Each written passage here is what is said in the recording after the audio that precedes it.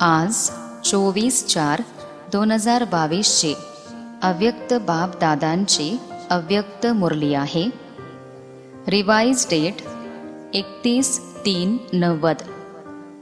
आजच्या मुरलीचे शीर्षक आहे रहमदिल आणि बेहदची वैराग्यव्रती. आज प्रेमळ आणि दयाळू म्हणजे करुणामयी बाप दादा आपल्यासारख्या मुलांना पाहत आहेत. आज बाप दादा विश्वातील सर्व अनोळखी मुलांना पाहत होते. जरी ते अनोळखी आहेत परंतु ती सुद्धा मुलंच आहेत. बापदादांच्या संबंधाने सर्व मुलांना पाहताना अनुभव केला की जास्त करून आत्मे वेळेनुसार कोणत्या तरी कारणाने ओळखले किंवा नाही ओळखले तरीसुद्धा वर्तमान वेळी मर्सी म्हणजे दयेची आवश्यकता आहे आणि आवश्यकतेमुळेच दयाळू बाबांची आठवण करतात. तर चारी बाजूच्या आवश्यकतेनुसार ह्यावेळी दयादृष्टीचे म्हणजे रेहम दृष्टीचे बोलावणे आहे. कारण एकतर वेगवेगळ्या समस्येमुळे आपले मन आणि बुद्धीचे संतुलन नसल्यामुळे दयाळू बाबांना किंवा प्रत्येकजण ज्यांना मानतो त्यांना दयेसाठी खूप दुःखाने परेशानीने बोलावतात. जरी अनोळखी आत्म्यांनी बाबांना न जाणल्यामुळे आपल्या धर्मपित्याला किंवा गुरु किंवा इष्टदेवतांना दयाळू समजून बोलावतात, परंतु तुम्ही सर्व तर जाणता की ह्यावेळी एक बाबांशिवाय एक परमात्म्याशिवाय दुसऱ्या कोणत्याही आत्म्याद्वारे दया मिळू शकत नाही.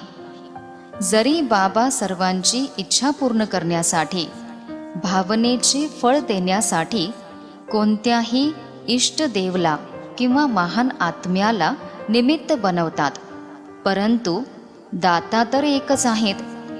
त्यावेळी वर्तमान वेळेनुसार दयाळू बाबा मुलांना पण सांगतात की बाबांची सहयोगी साथी भुजा तुम्ही ब्राह्मण मुलं आहात, तर ज्या वस्तूची आवश्यकता आहे ती दिल्याने ते प्रसन्न होतात. तर मास्टर दयाळू बनले आहात ना. तुमचेच भाऊ बहीण आहेत, जरी सख्खी आहेत किंवा सावत्र आहेत, परंतु आहेत तर परिवाराचेच ना. आपल्या परिवारातील अनोळखी परेशान आत्म्यांवर रेहम करा म्हणजे त्यांच्यासाठी रहमदिल बना.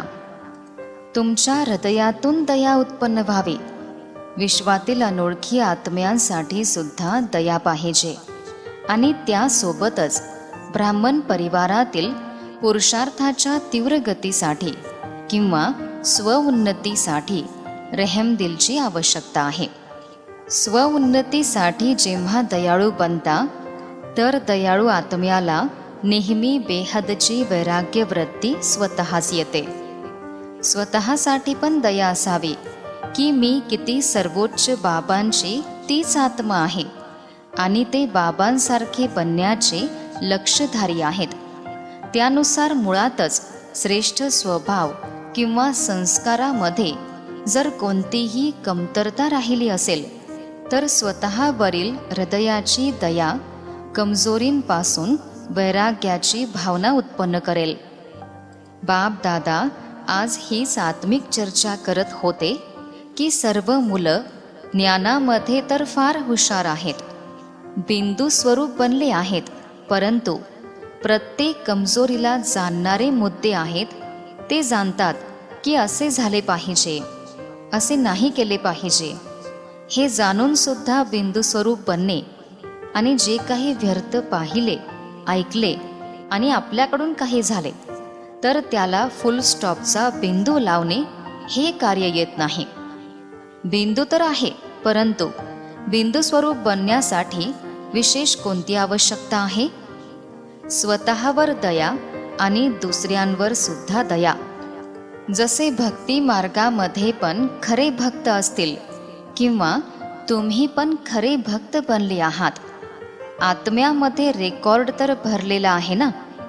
तर खरे भक्त नेहमी दयाळू असतात. त्यामुळे ते पाप कर्म करण्यासाठी घाबरतात. ते बाबांना घाबरत नाहीत, परंतु पाप करण्यास घाबरतात. म्हणून बरेच पाप कर्मांपासून ते दूर राहतात, म्हणजे स्वतःला वाचवतात. तर ज्ञान मार्गामध्ये पण जे यथार्थ दयाळू आहेत, म्हणजे रहमदिल आहेत, त्यांच्यामध्ये 3 गोष्टींपासून दूर राहण्याची शक्ती असते. ज्यांच्यामध्ये दया नसते ते समजून सुद्धा, जाणून सुद्धा 3 गोष्टींच्या अधीन होतात. त्या 3 गोष्टी आहेत निष्काळजीपणा म्हणजे अलबेलापण, ईर्षा आणि घृणा म्हणजे तिरस्कार. कोणत्याही कमजोरी किंवा कमतरतेचे कारण 90% ह्या 3 गोष्टीतच आहेत. आणि जे दयाळू आहेत ते बाबांचे सोबती धर्मराजाच्या दंडापासून दूर राहण्याची शुभ इच्छा ठेवतात. जसे भक्त भीतीपोटी म्हणजे घाबरून निष्काळजी अर्थात अलबेले राहत नाहीत, तसेच ब्राह्मण आत्मे बाबांच्या प्रेमामुळे धर्मराजपुरीमध्ये जाण्याची गरज पडू नये ह्या गोड भीतीमुळे अलबेले राहत नाहीत. बाबांचे प्रेम त्यापासून त्यांना दूर करते. आपल्या हृदयातील दया निष्काळजीपणा दूर करते. आणि जेव्हा स्वतःसाठी दयेची भावना येते तर जशी वृत्ती तशी स्मृती, तसेच सर्व ब्राह्मण सृष्टीसाठी ते स्वतःच दयाळू बनतात. तर हीच यथार्थ ज्ञानयुक्त दया आहे. ज्ञानाशिवाय दया कधी नुकसान पण करते, परंतु ज्ञानयुक्त दया कधी कधी कोणत्या आत्म्यांसाठी ईर्षा किंवा तिरस्काराची भावना मनामध्ये उत्पन्न होऊ देत नाही. ज्ञानयुक्त दयेसोबत स्वतःचा आत्मिक रुहाब सुद्धा आवश्यक आहे.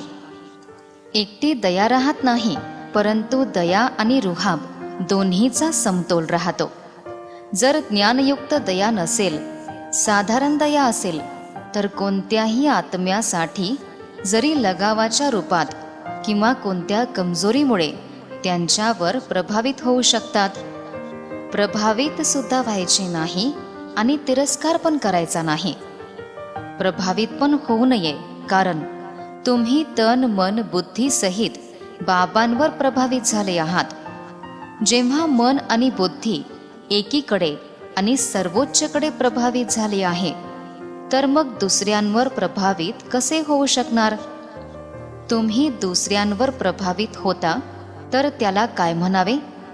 दिलेल्या वस्तूला वापस स्वतःसाठीच वापर करणे. त्याला म्हटले जाते अमानतमध्ये ख्यानत, म्हणजे दिलेल्या गोष्टींवर पुन्हा स्वतःचा हक्क गाजवणे. जेव्हा मन बुद्धी दिली तर मग ते तुमचे कुठे राहिले, ज्यामुळे तुम्ही प्रभावित होता? बाबांना देऊन टाकले का अर्धे ठेवले आहे आणि अर्धे दिले आहे? ज्यांनी संपूर्ण दिले आहे त्यांनी हात वर करावा. तर पहा, ब्राह्मण जीवनाचा पाया महामंत्र काय आहे? मन मना भव. तर मनमनाभव बनले नाही का? ज्ञानाने दयाळू आत्मा कधीच कोणावर, कोणाच्या गुणावर, कोणाच्या सेवेवर किंवा कोणाचा कोणत्या प्रकारचा सहयोग प्राप्त झाल्यामुळे त्या आत्म्यांवर प्रभावित होऊ शकत नाही. कारण बेहदचे वैराग्य असल्यामुळे बाबांचा स्नेह, सहयोग सोबत त्याशिवाय दुसरे काहीच त्यांना दिसून येत नाही. बुद्धीमध्ये सुद्धा येणार नाही. तुमच्यासोबतच उठणार, तुमच्यासोबतच झोपणार, तुमच्यासोबतच खाणार आणि तुमच्यासोबतच सेवा करणार. बाबांसोबतच आपण कर्मयोगी बनणार ना. हीच स्मृती नेहमी त्या आत्म्यांना राहते.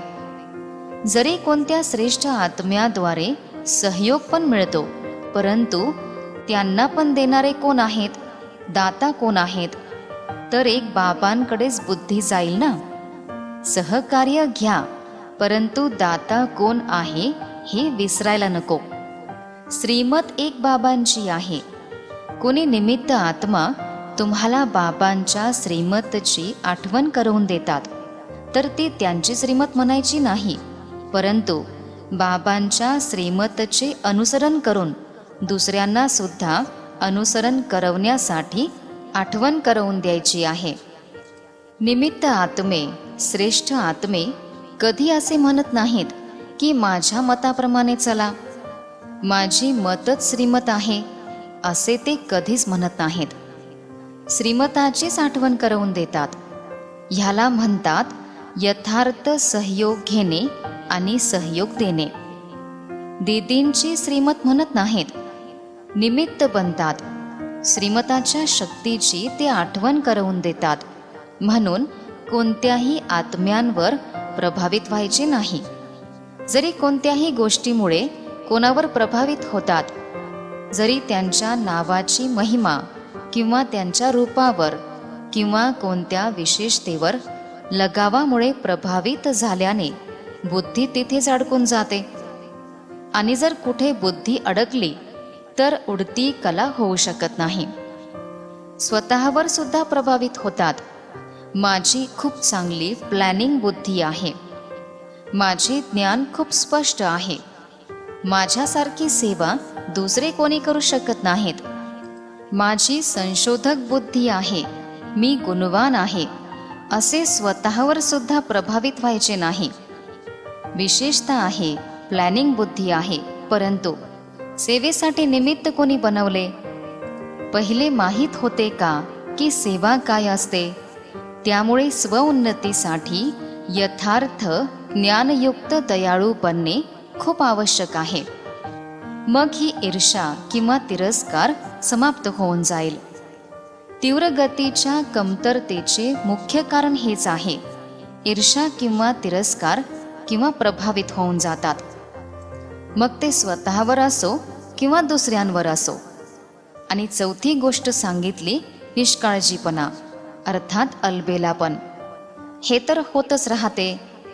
वेळेवर आपण तयार होऊन जाणार, हा अलबेलापण आहे. बाप दादांनी एक हसण्याची गोष्ट आधीच सांगितली आहे. ब्राह्मण आत्म्यांची दूरची दृष्टी खूप तीव्र आहे आणि जवळची दृष्टी थोडी कमजोर आहे. म्हणून दुसऱ्यांची कमी लगेच दिसून येते आणि स्वतःची कमी उशिरा दिसून येते. तर दयेची भावना प्रेमळ सुद्धा असावी आणि आशीर्वादाची पण असावी. त्यामध्ये मनातून वैराग्य येईल. ज्यावेळी एकता किंवा भट्टी असते, आत्मिक चर्चा होते, त्यावेळी तर सर्वच समजतात की असेच करायचे आहे. तेव्हा ते अल्पकाळाचे वैराग्य येते, मनातून तसे येत नाही. जे बाबांना चांगले वाटत नाही त्याचा मनातून वैराग्य यायला हवा. स्वतःचे स्वतःला पण चांगले वाटत नाही, परंतु बेहदच्या वैराग्य वृत्तीचा नांगर चालवा. दयाळूपणा. काही मुलं खूप चांगल्या गोष्टी सांगतात की जेव्हा कोणी खोटे बोलतात त्यावेळी खूप राग येतो. खोटे बोलणाऱ्यांवर राग येतो किंवा कोणी चुकीचे करतात तेव्हा राग येतो. तसा येत नाही. त्यांनी खोटे बोलले ते तर ठीक आहे, त्याला तुम्ही चूक समजता, परंतु तुम्ही जोरात रागामध्ये का येता? हे बरोबर आहे का?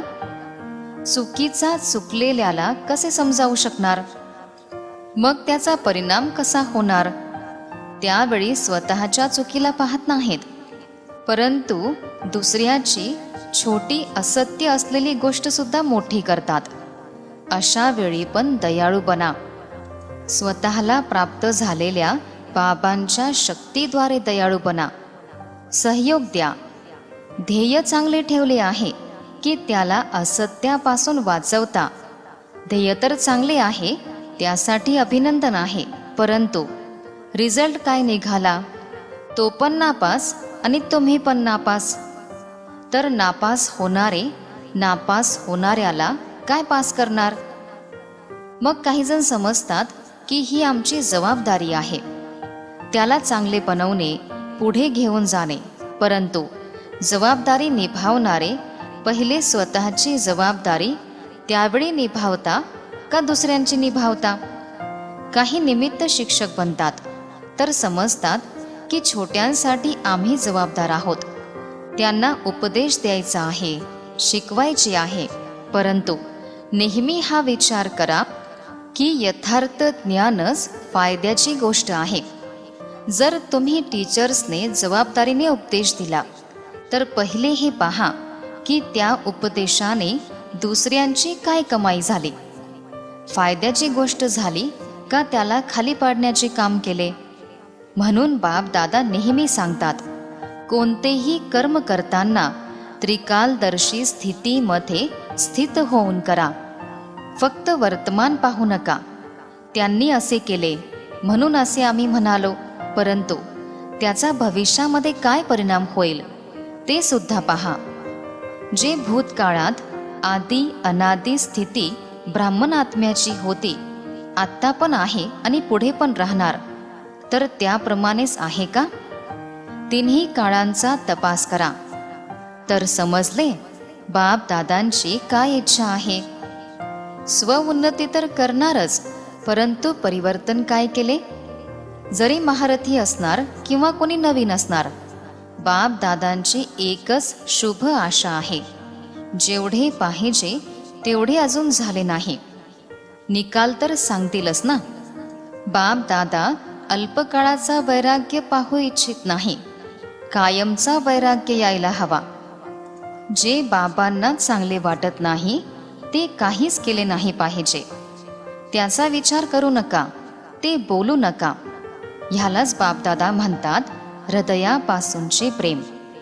आता तर मिक्स आहे. कधी हृदयातून प्रेम आहे तर कधी बुद्धीचे प्रेम आहे. माळेतील प्रत्येक मनी प्रत्येक मन्यासोबत जवळ असावा, स्नेही असावा, प्रगतीसाठी सहयोगी असावा. म्हणूनच अजून माळा बनली नाही. कारण माळ तयार होणे म्हणजे युगलमणीसारखे एकमेकांचे समीप स्नेही बनणे. आधी 108ची माळा बनणार व त्यानंतर दुसरी बनणार. बाप दादा अनेक वेळेस माळ तयार करण्यासाठी बसतात, परंतु अजूनही ती पूर्ण झाली नाही.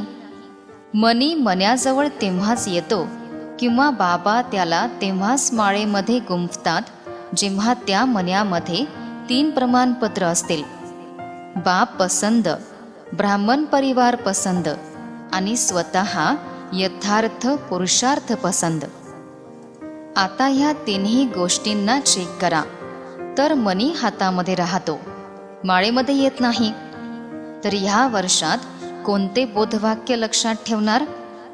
त्रिमूर्ती पिता आणि विशेष 3 संबंधांद्वारे 3 प्रमाणपत्र घ्यायचे आहेत व दुसऱ्यांना सुद्धा घेण्यासाठी सहयोगी बनवायचे आहे. माळेतील जवळचा मनी बनायचे आहे. तर ऐकले ना, स्वउन्नतीसाठी काय करायचे आहे? जसे ब्रह्मा बाबांचे फाउंडेशन पहिल्या क्रमांकाच्या परिवर्तनामध्ये काय राहिले? बेहदचे वैराग्य. जे बाबांनी सांगितले ते ब्रह्मा बाबांनी केले, म्हणून ते विजयी बनून पहिल्या क्रमांकाचे बनले. तर बाप दादा हा रिझल्ट पाहतील. प्रत्येकाने स्वतःला पाहायचे आहे, दुसऱ्यांना नाही. काही जण समजतात की सीझनमधील आज शेवटचा दिवस आहे, परंतु बापदादा म्हणतात हा शेवटचा नाही, माळ बनण्याचा फास्ट सीझनचा दिवस आहे. इथे सर्वांनाच संधी आहे. आता सुद्धा माळेचे मनी ओवलेले नाहीत, म्हणजे गुंफलेले नाहीत, अजून फिक्स झाले नाही. 3 सर्टिफिकेट घ्या आणि स्वतःला गुंफवून घ्या. जेवढे प्रत्यक्ष सबूत देणारे, प्रत्यक्ष चेहरा आणि चलन पाहणार, तेवढी पुन्हा नवीन रंगत दिसून येईल. जर तुम्ही पण तसेच्या तसेच राहिले तर रंगत सुद्धा तशीच्या तशीच राहणार. म्हणून स्वतःमध्ये नवीनता आणा. परिवारामध्ये पण तीव्र पुरुषार्थाची नवीन लहर आणा. मग पुढे चालून किती आश्चर्यकारक दृश्य पाहणार. जे आत्तापर्यंत होऊन गेले, आता प्रत्येक कर्मामध्ये नवीन उमंग, नवीन उत्साह ह्या पंखांनी उडत राहा. बाकी ज्यांनी पण जो सेवेमध्ये सहयोग दिला, अर्थातच आपले भाग्य जमा केले, ते खूप चांगले केले. जरी देशातील किंवा विदेशातील चारी बाजूच्या सेवाधारींनी सेवा केली. म्हणून सेवाधारींना बापदादा नेहमी हे सांगतात की सेवाधारी म्हणजे स्वर्ण संधीचे भाग्य घेणारे. आता ह्या भाग्याला जिथे पण जाणार तिथे वाढवत राहा, कमी होऊ देऊ नका. थोड्या वेळेची संधी नेहमीसाठी तीव्र पुरुषार्थाची स्वर्ण संधी देत राहील. सेवाधारी जे पण निघून गेले आहेत किंवा जे जात आहेत त्या सर्वांचे अभिनंदन आहे.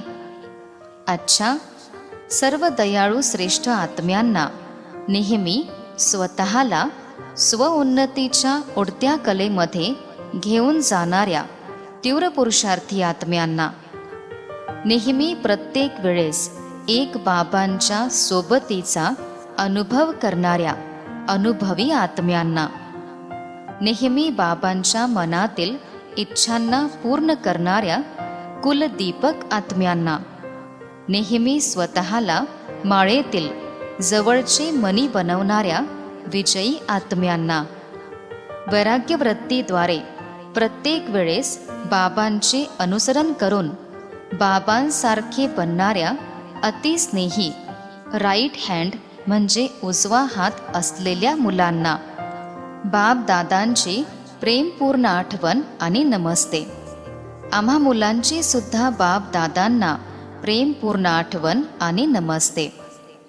आजचे वरदान आहे, प्राप्तींना इमर्ज करून नेहमी खुशीची अनुभूती करणारे सहजयोगी भव.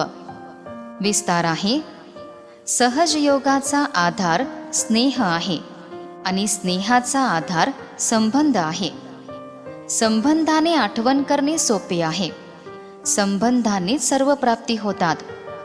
जेथून प्राप्ती होते तिथे मन बुद्धी अगदी सहज जात राहते. म्हणून बाबांनी ज्या शक्तींचा, ज्ञानाचा, गुणांचा, सुख, शांती, आनंद, प्रेमाचा खजाना दिला आहे, ज्या पण वेगवेगळ्या प्राप्ती झाल्या आहेत त्या प्राप्तींना बुद्धीमध्ये इमर्ज करा म्हणजे जागृत करा, तर खुशीची अनुभूती होईल आणि सहज योगी बनाल. आजचे बोधवाक्य आहे, जे सर्व प्रश्नांपासून पार राहतात म्हणजे दूर राहतात तेच प्रसन्न चित्त आहेत. ओम शांती.